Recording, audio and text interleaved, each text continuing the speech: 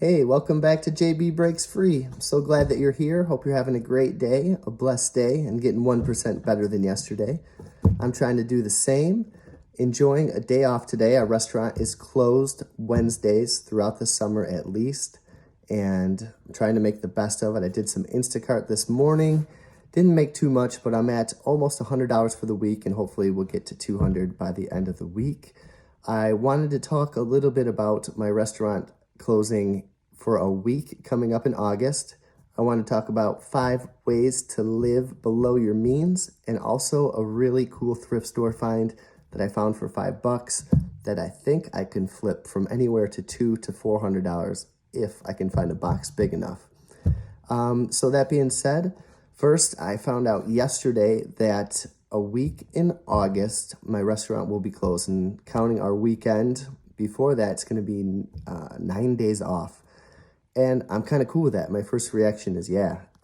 Then comes a little twinge of guilt or anxiety or worry that, am I going to be able to afford this? Should I be able to afford this? One of the servers, and we only have 2 full-time servers at the restaurant that we work at, he's going away for a week. It's his week vacation, and that leaves me. And we are hiring 2 other servers, but they're not quite there yet. I was thinking that it would be me and the 2 of them, and we were just going to try to grind through it. But my boss ended up closing down for a week, which is fine because I live below my means, and that's what we're going to talk about today. And it's fine because I'm not trying to collect the most money. I'm trying to collect the most time, because time is our greatest non-renewable resource. So maybe we can get away for a night, maybe a 1 or 2 day travel. I mean, we're not going to do anything crazy, but just to get out of the house or do something fun.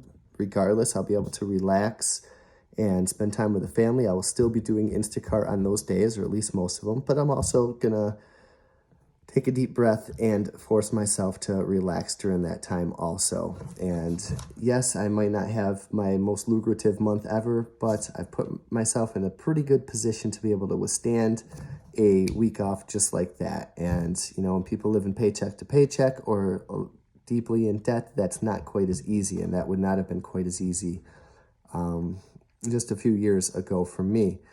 What is going to help the cause is this new thrift store item that I found for $5. I think I can flip it from anywhere from maybe $200 to $400.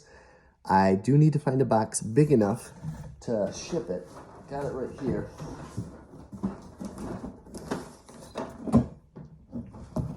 Boom.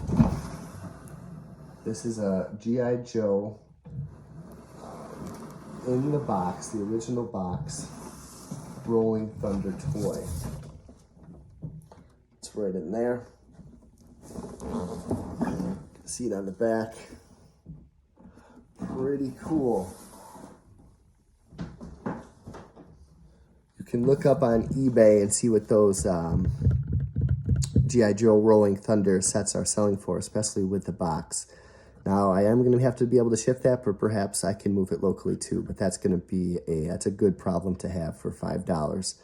And if you've been following, I did find those hats, and I've been just crushing records, selling a ton of records yesterday. I listed one of the hats, the Lakers hat, I sold for $50. I listed a UNLV hat yesterday for $35. I'm going to list a Georgetown hat today for about $35, vintage 1980s, 1990s hats. I happened to run into at a thrift or at a garage sale, and I got them for $1 each. So excited about that, and I'm going to keep listing some stuff for the rest of the afternoon. Go to my kid's soccer game tonight, but before I do, let's talk a little money and 5 ways to live below your means. And once you can live below your means, save and invest the rest and dig yourself out of debt and start becoming free. And that's exactly what I did, and these are 5 tips to start. And even if you're only finding $100 a month to save, that's still $1,200 a year. And if you can double that 100 somehow, $2,400, and it goes on, and the money really starts to add up.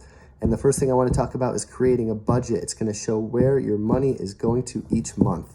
For all your monthly expenses, your house or rent, your utilities, your loans, your groceries, your maintenance, childcare. We were lucky we never had to pay for childcare. Oh, I know that can be tough on my friends. But as a waiter, I was home during the day. while my wife was teaching, and then she would come home and we'd do a little handoff with the kids. So we got to dodge that bullet, but I know most people don't.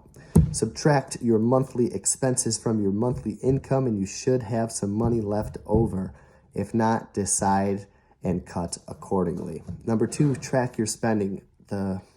This might be my favorite on the list. Track your spending. Do it with an app. Do it with a spreadsheet. Become aware of where your money is going. And when you discover wasted money, cut it out accordingly. And that is going to free you up money to start saving $100, $200 a month if possible. Use credit cards wisely. We do not use credit cards at all. And I'm free from credit cards. I know there's advantages to them with travel points and miles, but we have not gotten there quite yet. Perhaps that's something we'll do in the future. Make sure you pay off your credit cards in full. Do not purchase anything that you cannot afford. Break free from debt. Number 4 is going to be reduce your spending. Review all your expenses. And this is something that can be kind of fun. You can make it a game. It doesn't have to suck that bad. Check out your magazine, your newspaper subscriptions, your gym memberships, your wholesale clubs, your streaming services, cable, expensive cell phone plans, haircuts. I've been cutting my own hair for years now, and it saved me an ungodly amount of money and time. Lawn care, your fast food, your takeout, coffee, clothes, etc. Cut. And I guarantee you're going to find a couple $100. I do splurge a bit on coffee now, as you can see on some of my monthly reveals. I even got a coffee today and bought my friend one, and he offered to pay. And I said, no, thank you. It's not necessary. And I can buy guilt-free coffee occasionally because we are completely debt-free, and that's a great feeling. And I want you guys to get there if you're not. And number 5, live cheaply. And this is something we had to seriously consider when we discovered how much debt we were in and when we decided to completely break free from that.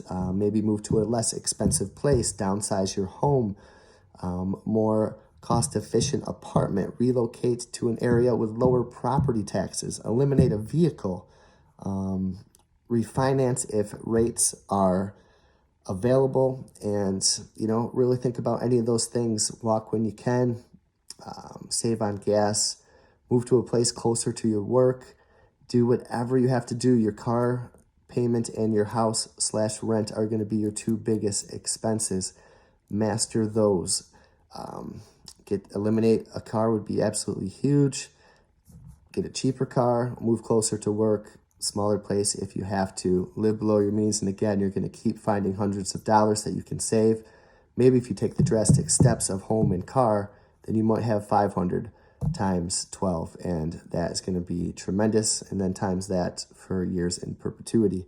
So I hope you find this list useful to you. There's many things on here. I've done basically everything on here, and it has greatly benefited my life and made me live freer, and that's what we're trying to do, break free. Love you guys. I wish you the best. Let me know how you're doing, and I will talk to you on the next video.